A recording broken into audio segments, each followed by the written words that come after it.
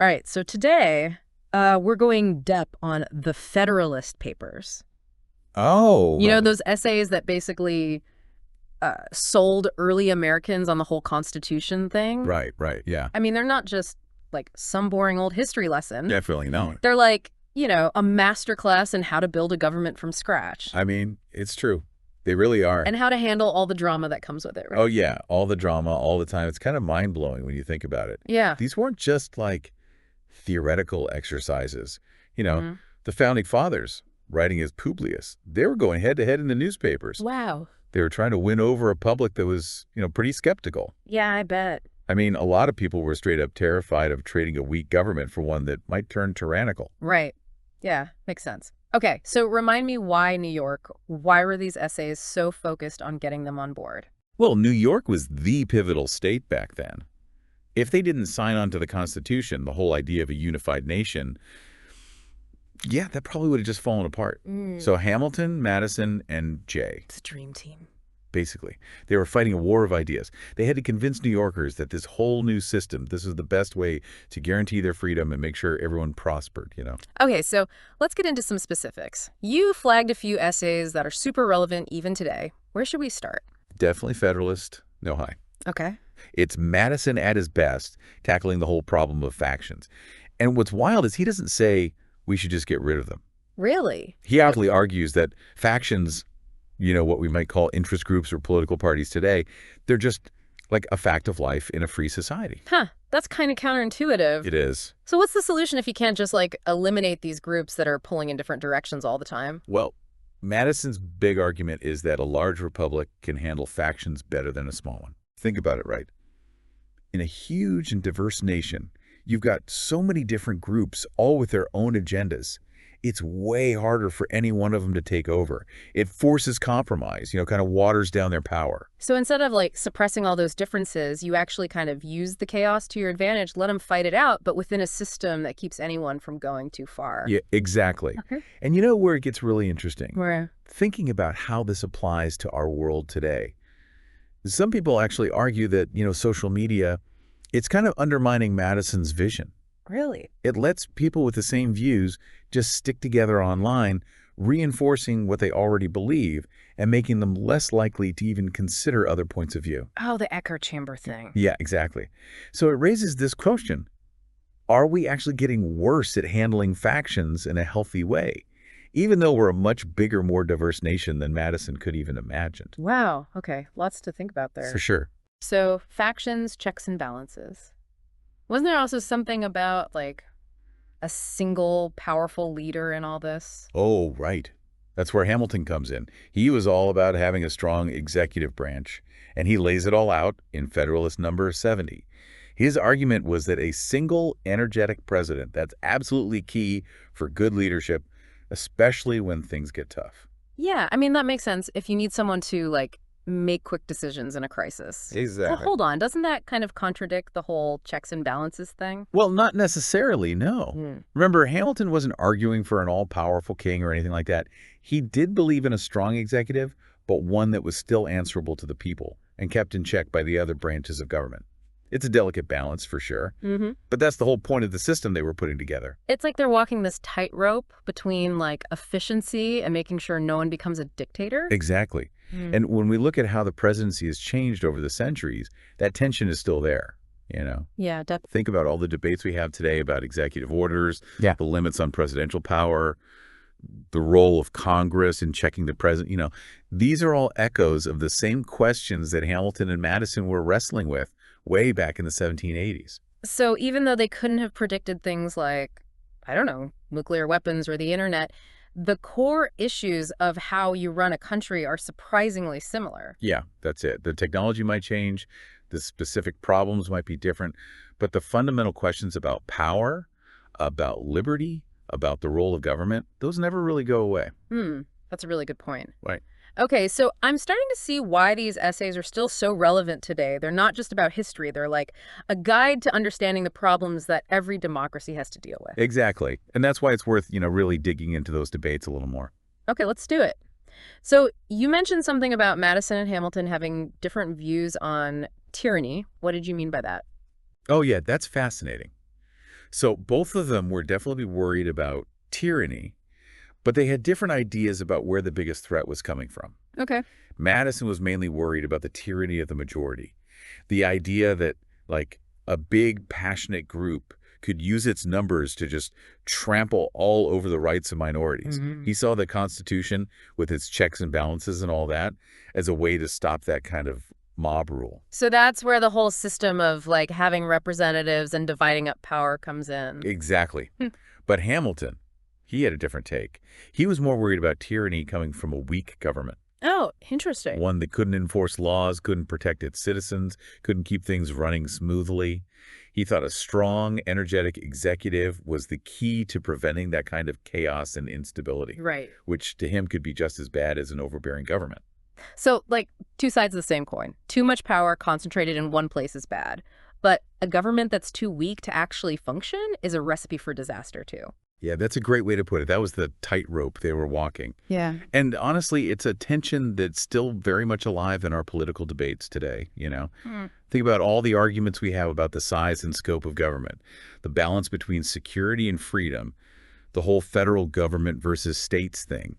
These are all echoes of the same questions that Hamilton and Madison were going back and forth on over 200 years ago.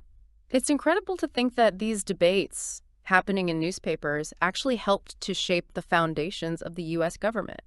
They weren't just writing essays, they were literally building the framework for a whole nation. Yeah.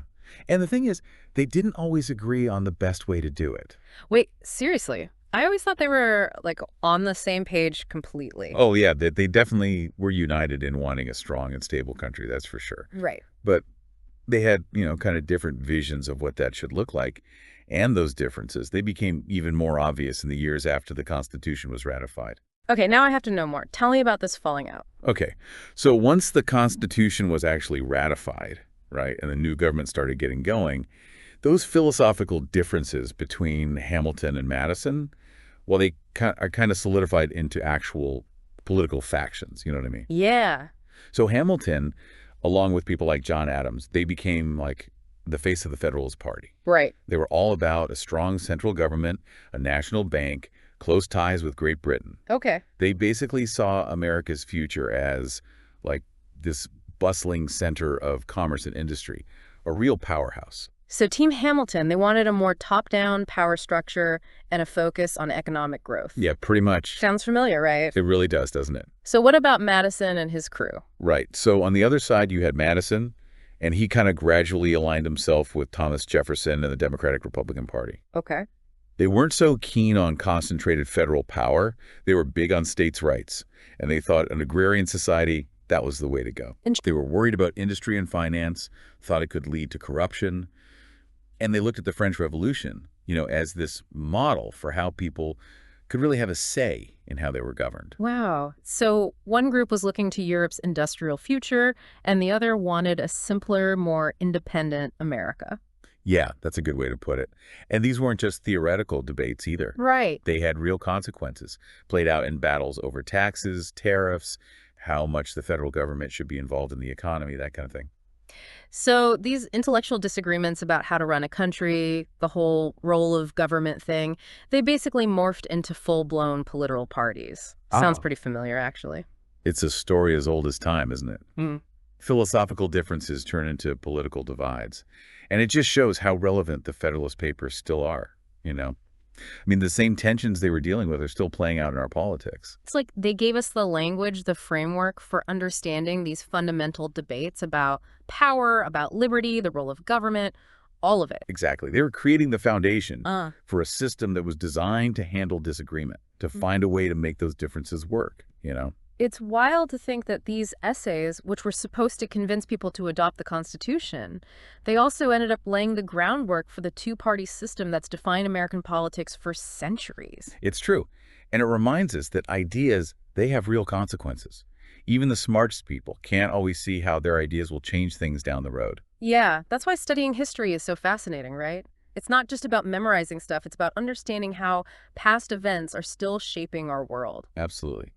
We've been talking a lot about 18th century politics, but let's zoom out for a minute. Okay. Why do you think these 200-plus-year-old essays are still studied and debated? What makes them so relevant in the 21st century? I think it's because they tackle these questions that are, like, timeless. How do you balance individual freedom with what's good for everyone? How do you prevent tyranny while still having a government that works? How do you create a system that's stable but also listens to the people? Right. These aren't just American questions, they're universal. Every democracy has to deal with them. That's such a good point. And that's why the Federalist Papers are so valuable, even for people who aren't American or who don't really care about early American history. Yeah. They give us a way to think about the challenges of governing ourselves no matter where we are. Okay, but let's be real for a second. Sure. The world has changed so much since the 1780s. We have technology they couldn't even imagine. We're facing global problems they never could have dreamed of. Right. Can these essays really speak to the complexities of the modern world? It's a fair question. And to be totally honest, I don't think the Federalist Papers give us, like, easy answers to the specific problems we have today. Right. Climate change, artificial intelligence, global pandemics. This stuff just wasn't on their radar. So what's the point of studying them if they don't give us a step-by-step guide to solving 21st century problems? I think the value is in how they teach us to think about those problems. They give us this model for having reasoned debates, for making arguments based on evidence, for recognizing complexity and finding common ground. Sure. They remind us that democracy is this ongoing experiment, a constant process of figuring things out and adapting to new situations. Okay, I see what you mean. It's not about finding specific policy solutions in their writings. It's about learning from their way of approaching problems. Exactly. And I think they would be the first to say that they didn't have all the answers. They were inviting future generations to take their ideas, challenge them, and adapt them to whatever challenges came along. It's like they were saying, here's our best attempt at building a stable and just government, but it's your job to keep the conversation going, to keep making it better. That's a great way to put it. And I think that's the real legacy of the Federalist Papers. They're not just a bunch of essays. They're an invitation to be part of the ongoing project of self-government. Okay, before we wrap up, I have to ask this. Given all the challenges the Founding Fathers faced, all the compromises they had to make, what do you think they would make of American democracy today? That's the big question, isn't it? It is. I think they would be completely blown away by how big and complicated America has become. Yeah. The technology, the economy, the diversity of people, it's a world they could never have imagined.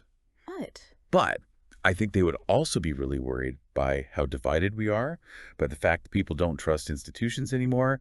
By the way, money and special interests have so much influence in our politics. And I think they'd be concerned about misinformation spreading and the fact that people don't seem to have reasoned debates anymore. It's like maybe a parent watching their kid go through a rebellious phase, a mix of pride and disappointment. That's a perfect analogy. They'd see the amazing potential of American democracy, but also the real dangers it faces. Yeah. And I think they'd want us to find that spirit of compromise again, that commitment to having real discussions and working together for the common good. It's like they're saying, hey, we gave you the goals, now you got to use them wisely. Exactly. And that's a big responsibility. We can't take it lightly. You're right. So to everyone listening, if you haven't already, I highly encourage you to check out the Federalist Papers. Don't be put off by how old they are or how complex they seem. They're full of ideas that are just as important today as they were over 200 years ago. They give us this amazing look into the minds of the Founding Fathers, a glimpse into the very heart of American democracy. And more importantly, they remind us that democracy is a journey, not a destination. It's this ongoing experiment that needs our attention all the time, our critical thinking, and our willingness to learn from the past and use it to face the challenges of today. That's a great way to put it. So, as we wrap up our deep dive into the Federalist Papers, I want to leave you with something to think about. If these essays can still speak to us across centuries, what other historical documents might be out there, just waiting to be rediscovered, reinterpreted, and used to help us deal with the challenges of our time? What hidden wisdom from the past can help us navigate the present and create a better future? It really is. It's like we're all on this big historical treasure hunt. Yeah, exactly. And you never know what you're going to find. And it just shows you history isn't like a finished book or something. Right. It's more like a conversation that's still going on, and we're all part of it. We're always looking at the past in new ways, you know? Yeah. Finding different connections, figuring out what the old stories mean for us today. Exactly. And those stories, they can help us understand what's happening right now and even give us some ideas about where we're headed. I like that. So thinking about the Federalist Papers, Yeah. they came out of this very specific time and place, right? A bunch of people facing some really huge challenges, trying to build a government that no one had ever tried before. It was a big experiment. But the ideas they were wrestling with, the principles they laid out, Yeah. those are still important to us today. They are. They give us this framework for thinking about power, about freedom, about what government should and shouldn't do, and it goes beyond just America. That's what makes them so powerful, I think. Exactly. It's like their ideas had this power that goes beyond time and place. It's amazing. It shows you how strong ideas can be. Yeah. And it reminds us that even when things are super chaotic and uncertain, Yeah. people can still come up with new ideas, find ways to solve problems, create something good out of all the mess. So what does all this mean for us? I mean, we're facing our own challenges today, right? Yeah. What can we learn from the Federalist Papers that can help us now? The big takeaway, I think, is that democracy isn't just a thing you have, it's something you do. It's a verb. Yeah, exactly. It's like this experiment that never really ends. It needs our attention all the time. We have to think critically, and we have to be willing to change and adapt. It's not like we can just sit back and watch. Right. Definitely not. And we have to be active, informed, involved in our communities. All of that, yeah.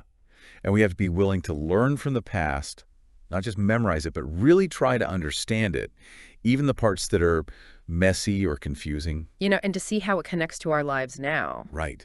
To ask hard questions, to challenge our own assumptions, to be open to different points of view. I like that. Because even the guys who wrote the Federalist Papers, they didn't all agree on how to build a country. That's true. They argued, they debated, they found ways to compromise, and in the end, they created this system that's lasted for centuries, even with all its problems. Mm. And that reminds us that disagreeing, it's not a bad thing. It's actually a healthy part of democracy. It's through those disagreements, those passionate debates, that we can really think things through, make our ideas better, and find solutions that work for most people. And that's where the spirit of the Federalist Papers really comes in, right? I think so. It's not about having all the answers or shutting down people who disagree with you. It's about being part of this messy, challenging, but ultimately rewarding process of governing ourselves. That's well said. It's about recognizing that we're all in this together, right? Absolutely. Even though we might have different views, different priorities, different ideas about the future. We all want the same basic things, right? Freedom, equality, fairness. And we believe that by talking to each other, by having respectful debates, by being willing to meet in the middle, we can build a better future. For everyone, yeah. For ourselves and for the generations that come after us. Well said. That's a great note to end on. It is. So, to all our listeners, we really encourage you to go check out the Federalist Papers. Don't let the fact that they're old or kind of complicated scare you away. There's so much wisdom in there. Yeah, they're full of insights that are just as relevant today as they were back then. And who knows, maybe you'll be inspired to find your own little nuggets of wisdom from the past. Because history is full of surprises. The more we learn about it, the more we learn about ourselves and the world around us. Right. And we start to see all the possibilities for creating a better future. Well, thank you for joining us on this deep dive into the Federalist Papers. Until next time, keep exploring, keep asking questions, and keep the conversation going.